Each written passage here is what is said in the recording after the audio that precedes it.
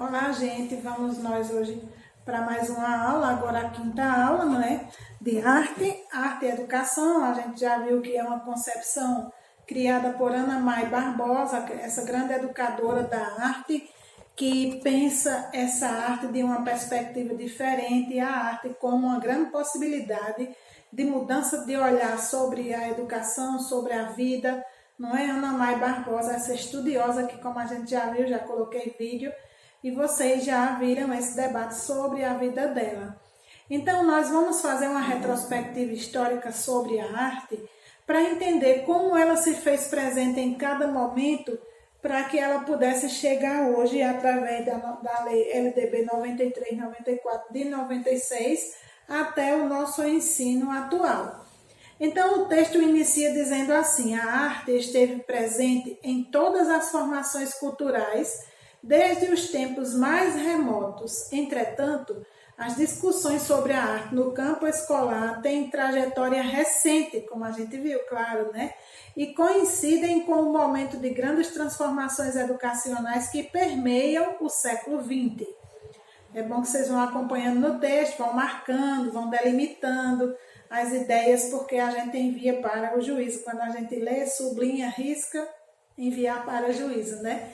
Então, para compreender os questionamentos que se tem hoje acerca dos modos tradicionais de se aprender e se ensinar arte, convém, claro, compreender as concepções que permearam e permeiam práticas em uma perspectiva histórica. E aí, vai no escrito de Araújo e Silva, vai nos dizer que em 1549 iniciou-se o ensino de arte no Brasil com a presença dos jesuítas, tendo por objetivo a catequização dos povos da Terra Nova. E a gente sabe que antes mesmo, na antiguidade, já existiam as pinturas rupestres, né, que é a primeira concepção de arte está lá naquelas pinturas rupestres, quando havia a comunicação, quando era uma forma de conversação, né, entre o ser humano. E aí continua dizendo o texto: todavia, ela foi assim em 1549 na catequização das pessoas, mas em 1816, com a missão francesa aqui no Brasil e com a instalação da Academia de Belas Artes, ela originou-se na educação formal. Assim, o modo de ensinar correspondia a exercícios formais de figuras, desenhos de modelo vivo e do retrato mediante o surgimento de rígidas regras. É como a gente vê aqueles quadros mais antigos. Aí a gente diz, era muito antiquado, era assim, não. A gente sabe também que houve tempos que a humanidade foi um grande berço de arte. E a gente olha assim hoje, de certa forma, casas que se fazem e que até logo se desestruturam, perde a sua segurança. E antigamente eu fico olhando assim, como é que aqueles homens produziam tantas estruturas bonitas, né, gente? Assim, o Coliseu, aqueles prédios muito em Roma, cada coisa bonita, né? Então aquilo é uma grande obra de arte, esse contexto, não é? Aí a gente vai fazer, eu já disse a vocês, já estudaram didática, viram as concepções pedagógicas, né? E aí o texto vai nos dizer: o modelo tradicional do ensino, como aponta Machado, foi demarcado pela primeira reforma educacional, inspirada nos princípios liberais que determinaram o ensino do desenho nas instituições escolares primárias e secundárias, com a intenção de desenvolver o raciocínio e preparar para o trabalho. E nesse contexto, ao professor cabia ser o detentor do saber, que deveria ser absorvido pelos alunos como esponja, né, como conhecimentos irrefutáveis, inquestionáveis. Era aquele desenho como a gente viu do menininho. Dava-se o modelo. A gente precisa estar atento para você não estar dando o modelo. Por exemplo, você quer trabalhar Tarsila de Amaral, aí diz que vai fazer uma releitura e dá uma cópia para o menino pintar. Não, isso aí é uma reprodução. Se seu objetivo, por exemplo, é que as crianças percebam a forma de Tarsila pintar, aí sim, o objetivo, eles poderiam até usar um mesmo para pintar do jeito deles. Mas quando a gente diz que é uma releitura, aí a gente aceita aquelas questões que a criança apresenta, o jovem, como ele pensa e como ele faz. E os artistas também fazem releituras. No contexto de hoje, existem muitas releituras de obras feitas sob a perspectiva de quem está lendo, né? E aqui, quando fala da missão francesa, né, que chega aqui no Brasil, aí a gente fica pensando também que o que contribuiu tanto para tudo isso, para essa arte ser o que ela é? Então o texto continua nos dizendo: diferentes fatores contribuíram para o surgimento de uma concepção modernista do ensino de arte, e dentre eles houve as descobertas no ramo da psicologia, trazendo uma nova maneira de ver a criança, valorizando o desenho infantil como forma de expressão. E aí é o que eu lembro a vocês, a gente precisa ter muito cuidado. A visão do psicólogo não é a visão do psicopedagogo, há todo um estudo sobre o cérebro, sobre o movimento, sobre o desenvolvimento cerebral. Então a gente precisa pensar que eu não posso achar. Às vezes você dá uma aula, 2 aulas, 3 aulas numa sala, você diz lá tinha um menino hiperativo. Não. A gente não tem essa autorização sem uma diagnose, sem um trabalho mais peculiar. Da mesma forma que você não pode dizer assim, só porque um menino pintou preto, você é pedagogo, você vai achar que ele tem problemas. Não, não é assim. A psicologia tem uma profundidade de um aparato para explicar essa forma. Por que a criança pinta assim ou não, não é? Então, só após o contato com as correntes artísticas, que aí são as correntes expressionistas, futuristas e dadaístas, difundidas na Semana da Arte Moderna no Brasil, que foi um dos maiores eventos do nosso país, em 1922, as produções de arte desenvolvidas pelas crianças passaram a ser reconhecidas como produtos estéticos. As produções e não mais as repetições. Sobre a implantação dos novos métodos baseados na expressão e espontaneidade da criança, Barbosa afirma, isso tudo no texto que nós estamos debatendo, né? Então, a gente vai vendo que essa ideia da criança ser vista como próprio produtor da obra, a gente sabe que é toda uma evolução da educação, já que nem sempre se podia fazer isso, né? E a gente vai vendo aqui, ó, que Barbosa vai nos dizer: a ideia de livre expressão originada no expressionismo levou à ideia de que a arte na educação tem como finalidade principal o quê? Permitir que a criança expresse seu sentimento, e a ideia de que a arte não é só ensinada, mas expressada. Essa é a razão também de ela estar na escola desta maneira hoje. A gente precisa, muitas vezes a criança é tímida e se expressa no desenho. Então, as suas emoções são retratadas no desenho. Daí a importância de o professor, desde a educação infantil, ter muito cuidado de perguntar à criança o que é isso que você desenhou e escrever, ser o escriba, colocar do lado. Porque às vezes o professor nem vai nessa ideia, o que eu vejo, o que eu penso e o que eu sinto, e olha o desenho da criança e bota lindo, lindo. Eu já ouvi uma história que uma criança fez uma briga em casa, na educação infantil, e a professora colocou lindo, né? E ele disse: tia, você colocou lindo se eu desenhei a minha família brigando. Então não é a gente achar que na educação infantil ou nos meninos menores a gente pode dizer lindo com tudo que eles fizerem, não.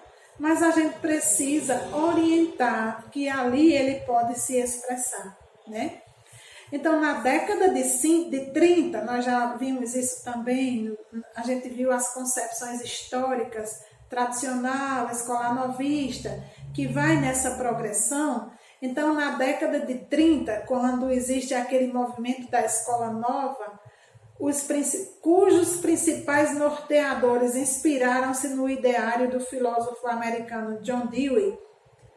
Neste momento, os interesses dos educandos tornam-se eixo delineador do processo educativo, em consonância com uma nova concepção infantil, na qual a criança passaria a ser valorizada em contexto, com sua maneira própria de agir e pensar, e não mais como adulto em miniatura. Então, é como se vocês estivessem revisitando sua memória de longo prazo e lembrando as aulas de didática que vocês estudaram, ou talvez até tenham apresentado as tendências pedagógicas, né? E tinha a tendência tradicional pedagógica, que o foco era no professor, a educação era centrada no professor. Na escola nova passa a ser centrada no aluno, né? Então ele já não vai mais ser concebido, a criança não vai mais ser concebida como miniatura de adulto, mas sim como alguém capaz de agir e de pensar. É só vocês lembrarem dos ideais do escolanovismo, né?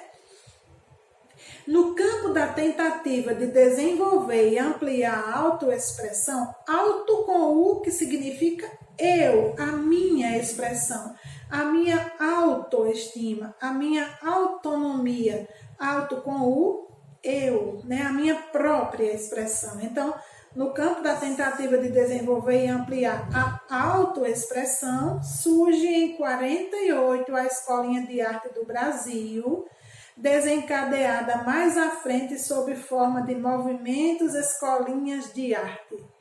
No entanto, por um lado, reconhecia que a criança possuía potencial para produzir, e por outro, alegava que o contato com a arte produzida pelo adulto poderia inibir a espontaneidade e criatividade para a produção artística. E aí a gente sabe, mais uma vez, que tudo depende do olhar, tudo depende como é ensinado, tudo como é trabalhado. E os Araújo e Silva vão nos apontar, eles escreveram em 2007, salientam que o ensino de arte modernista tem percurso curto, se comparado à concepção pré-modernista, porém deixou marcas na forma de ensinar arte na escola. Essa modernista, não é assim que a gente vai vendo que vai incentivando a própria criação. Aí nessa pequena viagem, nós chegamos na LDB 5692, que foi promulgada em 1971, como eu já disse a vocês, que ela tinha, nas linguagens da arte, tinha também desenho, mas nessa lei foi legitimada uma concepção tecnicista, pois apesar de instituir a obrigatoriedade do ensino da arte em escola de primeiro e segundo grau do país, resultou no ensino de técnicas baseando-se exclusivamente no fazer artístico, de forma decorativa e caracterizada pela imposição de valores e modelos alheios. Então, e era titulada como educação artística, era considerada atividade educativa, na qual, dentre as atividades, é possível citar o canto de música na rotina escolar, a preparação de apresentações, como aqueles teatrinhos, e a decoração dos espaços para festejar datas comemorativas. Então, a arte, no contexto da Lei 5692 de 71, contemplava essa concepção, e por isso que muitos de nós fomos ensinados dessa maneira diferente. Porque não era nem que os professores não quisessem ensinar, era que o que a lei tinha como subsídio da arte era esta, a educação artística, de produzir somente muito mais as linguagens visuais. A gente não via falar desses outros artistas que hoje as crianças têm essa permissividade, não é? E aí, sobre este período da lei de 5692 de 71, a LDB 5692 de 71, Santos vai nos dizer que, pelo fato de não haver professores polivalentes aptos para o trabalho com a nova disciplina, foi criada a licenciatura curta em Educação Artística, constituída de um currículo básico e com o objetivo de preparar o professor de arte em apenas 2 anos. Esse professor seria capaz de lidar com todas as linguagens artísticas. E hoje, vocês estão aí na formação de pedagogos, estamos estudando arte. E na prática, cada professor precisa conhecer essas diferentes linguagens e encontrar os meios convenientes para trabalhá-las, senão vai ser do mesmo jeito da Lei 5692 de 71, e eu penso que nesse país grande, desse Brasil de meu Deus, ainda tem muita gente fazendo da arte essa porta somente de educação artística, não é verdade?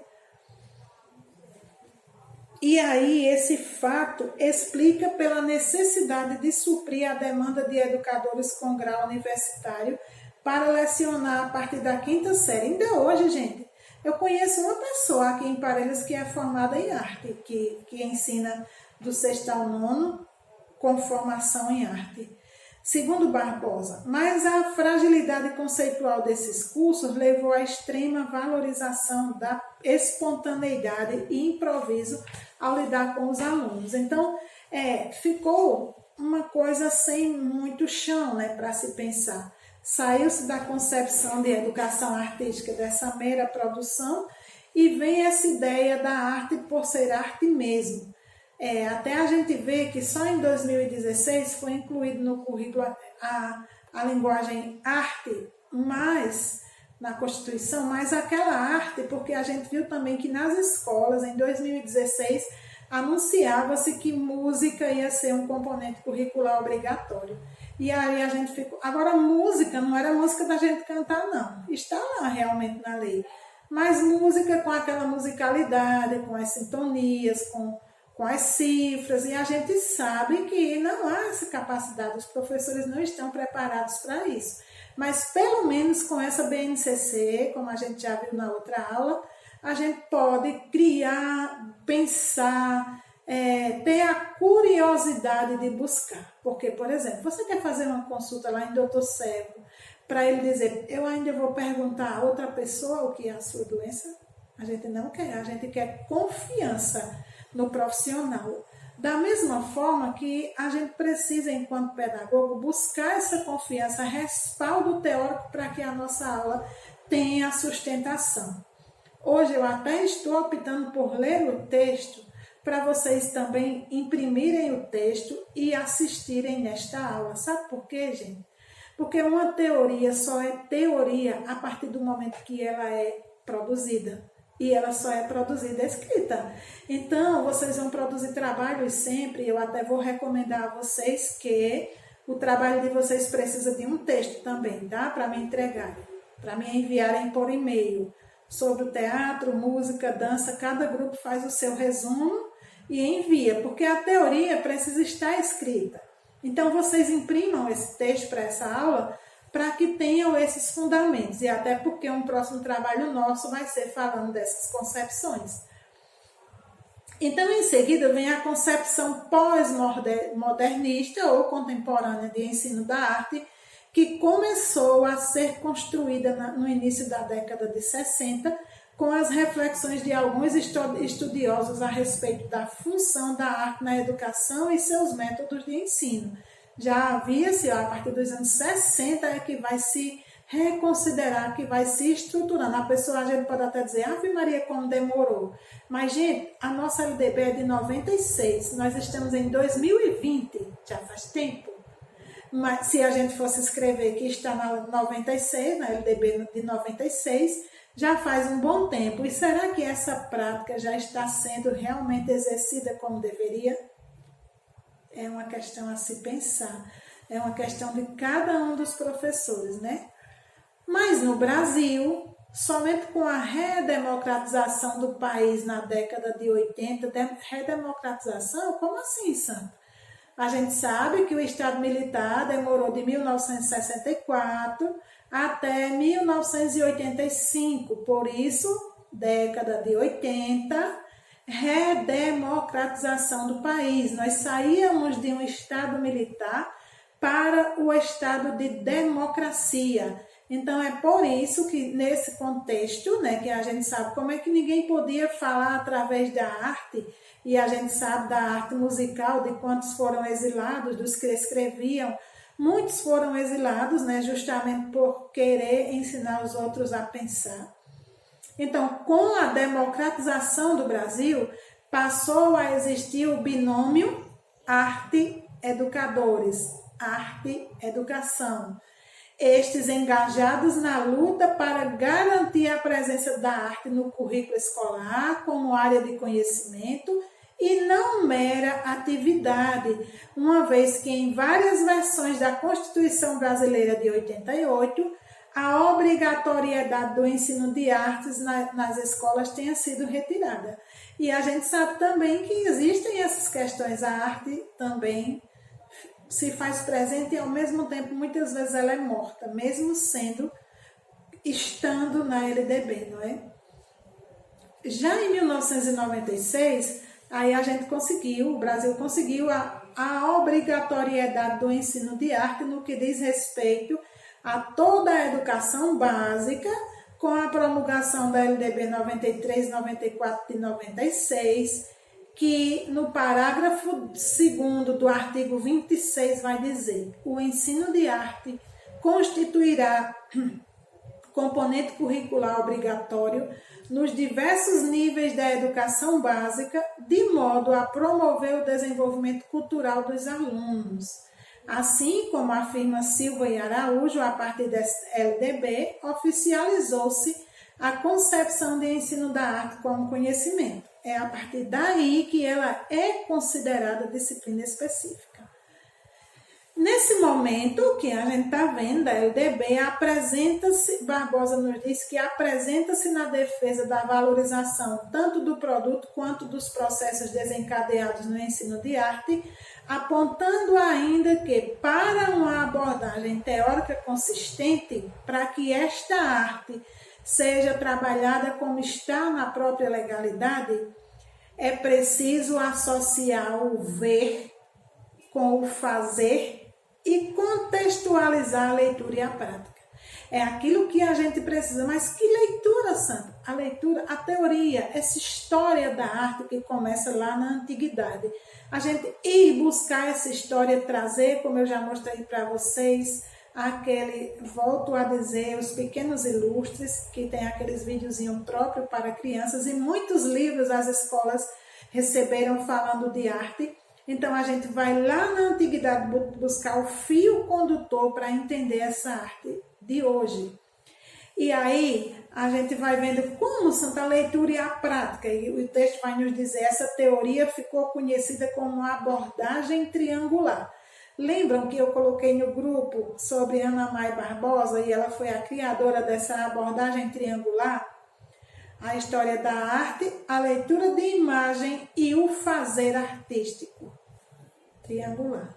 A história da arte, que a gente precisa conhecer, o que fomos, o que somos para entender o que faremos ser. A leitura da imagem, que isso é fundamental o professor fazer a leitura de imagem. Cada livro didático abre a sua unidade com uma